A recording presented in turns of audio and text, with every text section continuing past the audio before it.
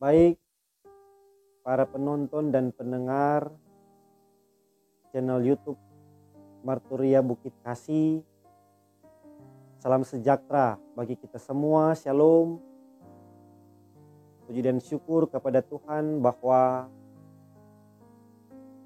dalam hidup Tuhan memberikan waktu dan kesempatan bagi kita untuk bekerja, untuk berkarya, dan kita juga mempunyai keterpanggilan untuk mengisi waktu dan kesempatan yang Tuhan berikan dengan membaca, bahkan juga merenungkan firman. Maka dengan itu saudara-saudara, saat ini kita akan membaca dan merenungkan firman Tuhan. Tapi sebelum itu mari kita satu dalam doa, kita berdoa. Tuhan Yesus, firman yang telah menjadi manusia. Di waktu dan kesempatan ini kami mau menaikkan puji dan syukur kepadamu. Sebab kasih setia Tuhan dalam hidup kami selalu kami rasakan dan selalu kami nikmati. Terima kasih banyak. Saat ini memaknai waktu dan kesempatan yang Tuhan berikan. Kami akan membaca dan merenungkan firman. Maka kami bermohon Tuhan supaya kiranya kami lewat channel YouTube ini dituntun dan dikuasai oleh Roh Kudus Tuhan. Supaya kami dapat memahami setiap maksud dan kehendak Tuhan dalam keberadaan hidup kami. Firmanlah kiranya Engkau Tuhan, kami sudah siap untuk mendengarkan. Amin. Saudara-saudara, pembacaan firman Tuhan kali ini terdapat dalam Yohanes pasal yang ke-15 ayat 1 sampai dengan ayat yang ke-8. Yohanes pasal yang ke-15 ayat 1 sampai dengan ayat yang ke-8 oleh Lembaga Alkitab Indonesia memberi judul Pokok Anggur yang Benar. Firman Tuhan ditulis demikian. Akulah pokok anggur yang benar dan Bapakulah pengusahanya. Setiap ranting padaku yang tidak berbuah dipotongnya, dan setiap ranting yang berbuah dibersihkannya, supaya ia lebih banyak berbuah.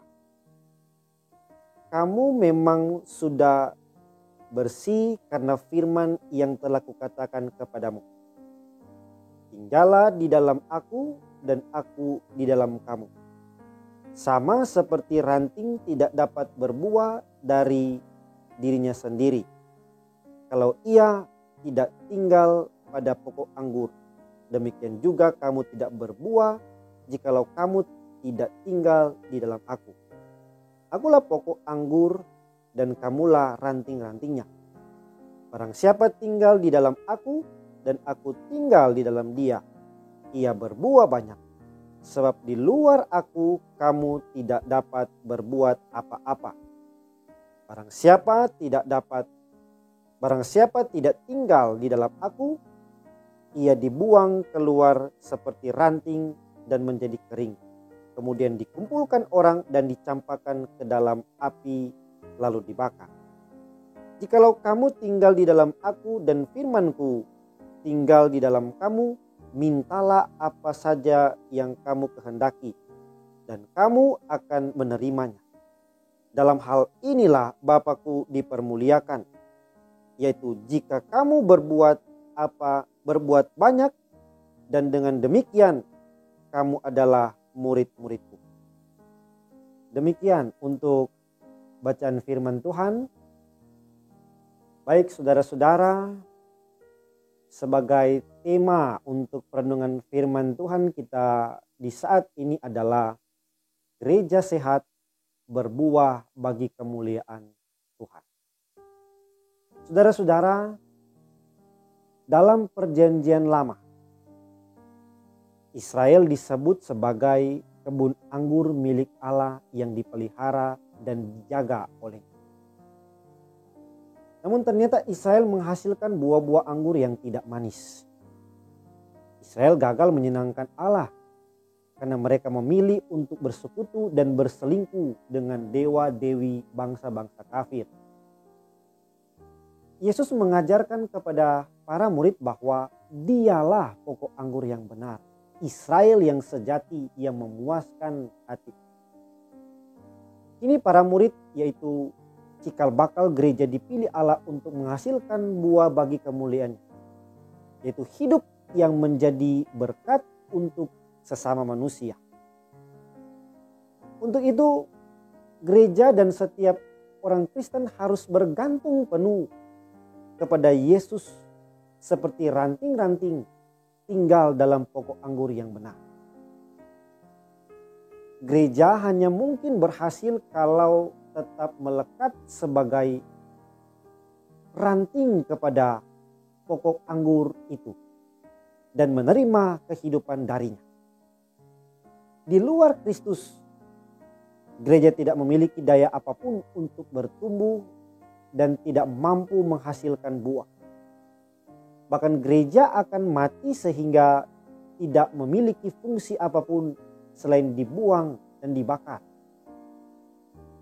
Ibarat ranting-ranting yang melekat pada pokok anggur, gereja yang tinggal dalam persekutuan yang hidup dengan Kristus dan menjadikannya sebagai pusat hidupnya pasti akan menghasilkan buah-buah yang berkenan di hadapannya. Sebab Allah Bapa lah yang memelihara pertumbuhannya dan membersihkan penghalang ranting-ranting ini berbuah. Saudara-saudara, bagaimana caranya orang Kristen dapat tetap melekat pada sumber kehidupan, yaitu Kristus, dengan membiarkan firman-Nya menjadi pusat hidupnya. Gereja menjadi sehat dan akan menghasilkan buah-buah rohani dan perbuatan baik yang memuliakan Allah. Apapun yang dilakukan gereja dan orang Kristen sesuai dengan janji Kristus, maka doa-doanya akan terkabul.